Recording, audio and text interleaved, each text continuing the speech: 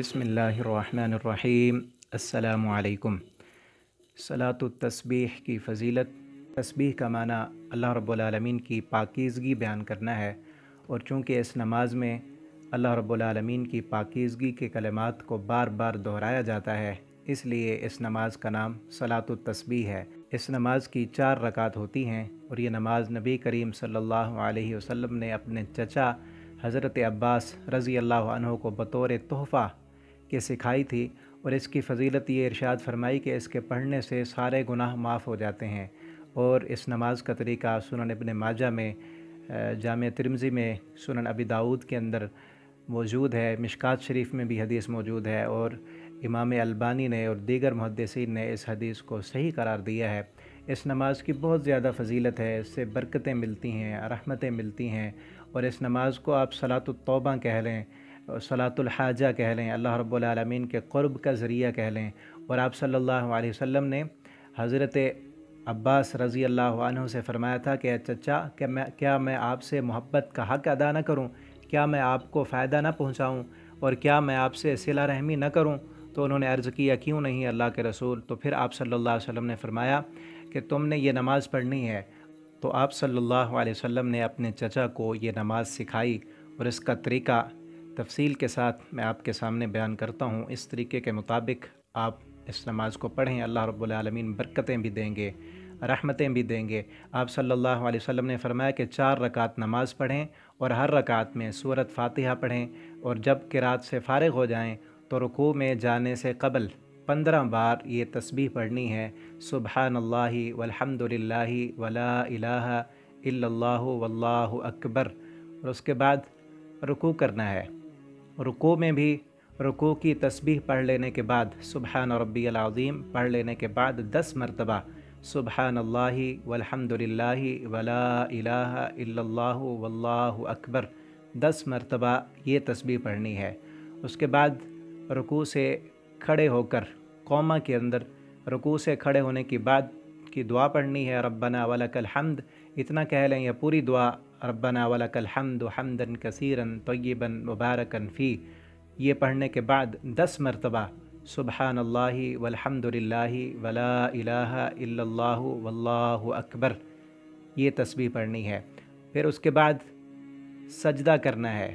पहले सजदे के अंदर सजदे की तस्बीह पढ़ने के बाद 10 मरतबा यही तस्बीह फिर से पढ़नी है, सुबहानल्लाहि वल्हम्दुलिल्लाहि वला इलाहा इल्लल्लाहु वल्लाहु अकबर।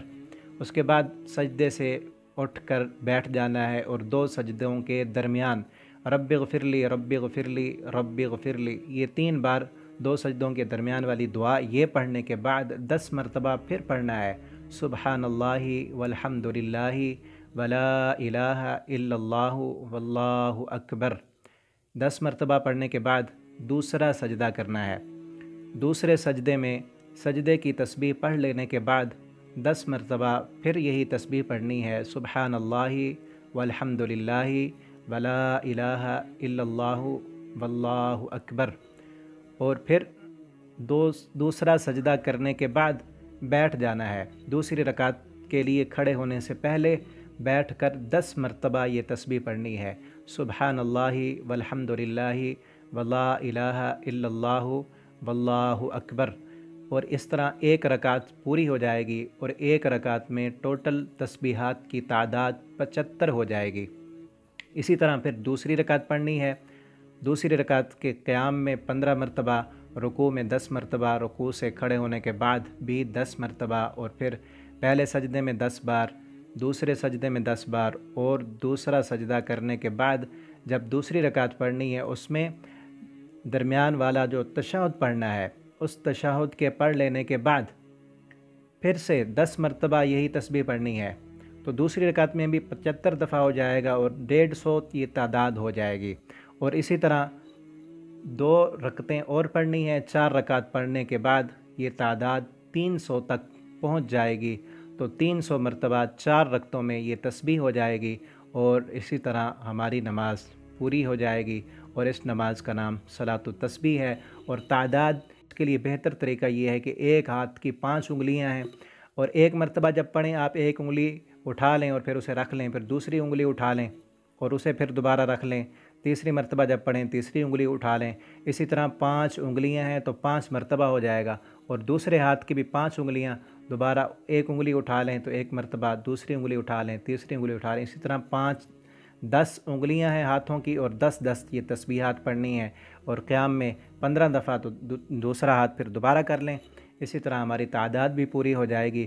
تو اللہ رب العالمین سے دعا ہے اللہ تعالی ہمیں اس نماز کو پڑھنے کی توفیق دیں، اور آپ صلی اللہ علیہ وسلم نے جیسا کہ حضرت عباس سے کہا تھا کہ چچا یہ نماز روز پڑھو، اگر روز نہیں پڑھ سکتے تو ہفتے میں ایک مرتبہ پڑھ لو، ہفتے میں نہیں پڑھ سکتے تو سال میں ایک بار پڑھ لو، اور سال میں بھی نہیں پڑھ سکتے تو زندگی میں ایک مرتبہ ضرور پڑھ لو۔